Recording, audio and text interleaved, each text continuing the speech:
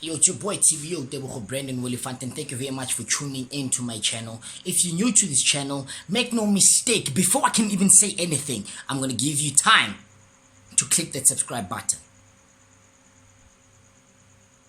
Click that bell. Now I'm super sure that you will definitely get notifications whenever I post a video, and thank you very much for subscribing. And for all of you that have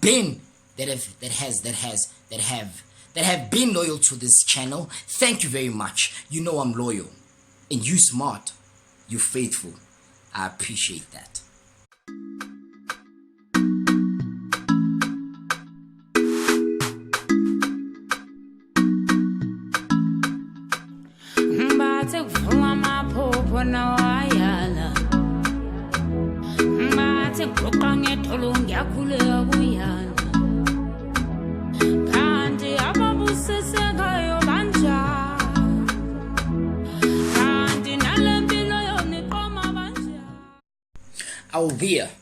Ish, I had to change the angle and I'm struggling to find proper lighting,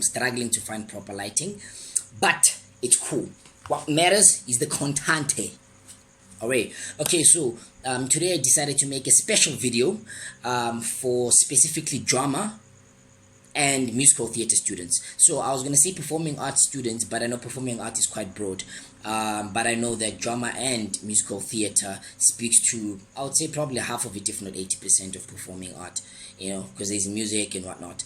But nonetheless, I want to speak specifically to musical theater and drama students to be specific even more, because I did drama and I specialized in it, qualified in it, B-Tech.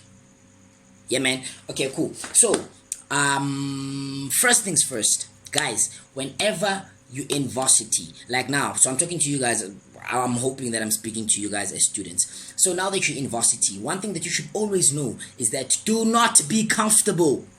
Do not be comfortable. You see, that's like the biggest problem that most of us as drama students, okay, let me say challenge rather than a problem. So that's like the biggest challenge that we have as drama students or musical theater students when we're in school.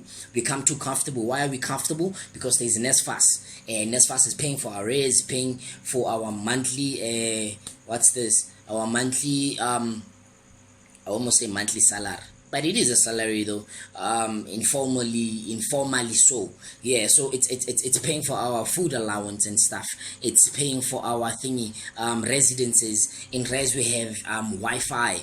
You know, we have everything we need basically. So you become too comfortable at home. They give you money and you think, yo, now you've made it. You haven't made it yet. As soon as you're done with school, then life kicks in. You will start realizing that you haven't done anything yet. Now, the trick is, whenever you're in school, first things first, do not be comfortable. Make sure and try by all means to go out there, work, look for opportunities, mobilize, watch shows, meet people, greet them, tell them what you do, practice what you do. If you are a physical theater practitioner or a writer or an actor or an actress, then try to work on your craft. Try by all means to work on your craft. Go on the internet, download, go to the library, read books, find monologues, read, practice, and that makes, okay, I almost said perfect, that's a lie, but practice, that makes you good and better and greater when it comes to what you can do. Doesn't matter what it is, as long as it's in the field of arts. Remember, the more you polish your work, the better you become at what you do.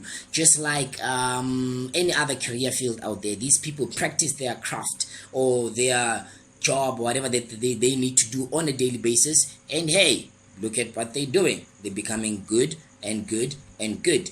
So you can also do the same. Now, the second tip is, do not look down upon people because you think they're less talented than you. That kills a lot. Why am I saying that? I've met people whom people were laughing at, and then later on, after school is done, after university is done, we find them in offices, sitting in boardrooms. For you, that's talented. I need to know you're talented enough to laugh at other people. So you'll find those people that you're laughing at sitting in the boardroom like bosses, waiting for you to present so that you can get funding. And you know what they do? They decline it. Besides that, you'll find someone outside, probably they become one of the best directors, one of the best writers, or one of the best something that you will need. And how will you feel walking inside that room after being accepted to perform in a show or something, and you find that the person in charge, or the producer, the person that's putting in the money, is that person you were laughing at or gossiping about in varsity, saying they're not good enough. So do not laugh at other people or look down at other people because you think you're more talented than them. One thing, that's number 2. Yeah, so number 1 was do not be comfortable. Number 2 is do not look down upon people because you think you're more talented than them. Then number 3, focus on yourself.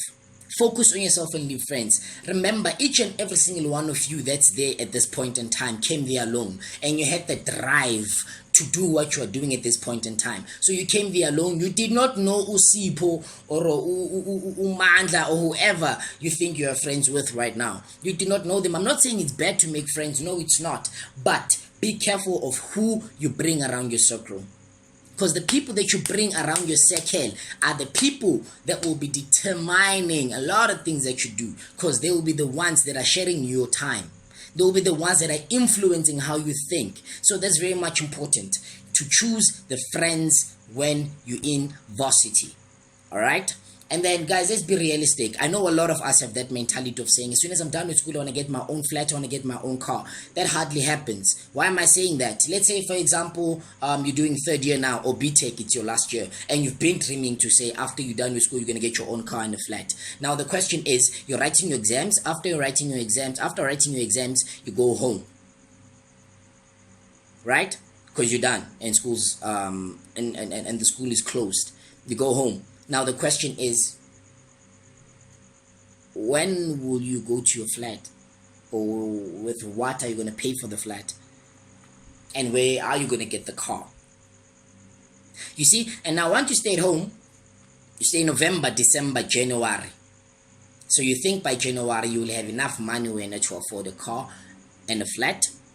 I don't think so. Most people fail at doing that. Most people, especially within the art, we fail at doing that, especially performing art, merely because not everyone is advantaged or privileged enough to at least secure a gig or a job that will give them enough money for them to at least try and make a living immediately after school. So let's be realistic. Focus on what's important. Make as much money as possible while you're still at school. The most important thing is mobilize. Talk to people. Go out, watch, support other people. Guys, we're in the art. We have this problem as artists of not wanting to support other people, of hating on people because they're doing better than us, of hating at people because they are probably flourishing in life and way. Now you feel like nothing is happening. Let's stop that mentality. If you're an artist, stop that mentality of hating at other artists because you feel like you are not moving. Support them so that they can support you. Stop that mentality of people wanting to post things probably in the group, or they share something with you, then you start complaining. Why are you complaining? Because their progress is banning you. Yakshisa, yakmura, progress yabo, yakmura, Try to support, give big ups to that person. Tell them, yo, you're doing good, keep on pushing. You're doing good, keep on pushing. Bless other people with your words so that God can also bless you with good things. Because sometimes isn't as in life, because not because of manloyilo or whatever, but as in because of the your aim, So stop that. Support other people. Go out there, meet people. Don't be too comfortable. Try by all means to work. Don't only create work because you have an exam coming up. Guys, there's a lot of opportunities and platforms out there, but they will never bring themselves to you. You need to go to them. Unless if you're that good at what you do, that they will come running to you. But nonetheless, even though you do go to the opportunities, the question is, what do you have to offer?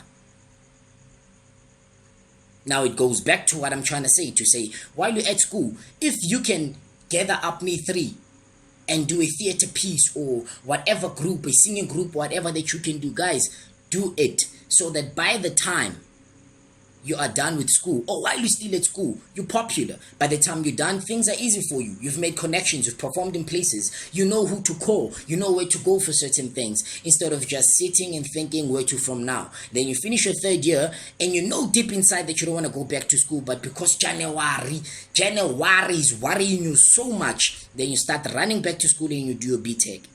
And you don't know why you're even doing your BTech. Then you go out. The same thing will happen after your BTech. Then January will worry you. Then you come back for your masters. Guys, come on. You know exactly how far you'd like to study. Study. Take those tips. Those are tips from me specifically. Thank you very much for tuning in. If you haven't subscribed, if you haven't,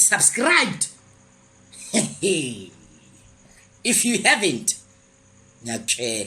But if you have, thank you very much. I appreciate it. It's your boy, TBO.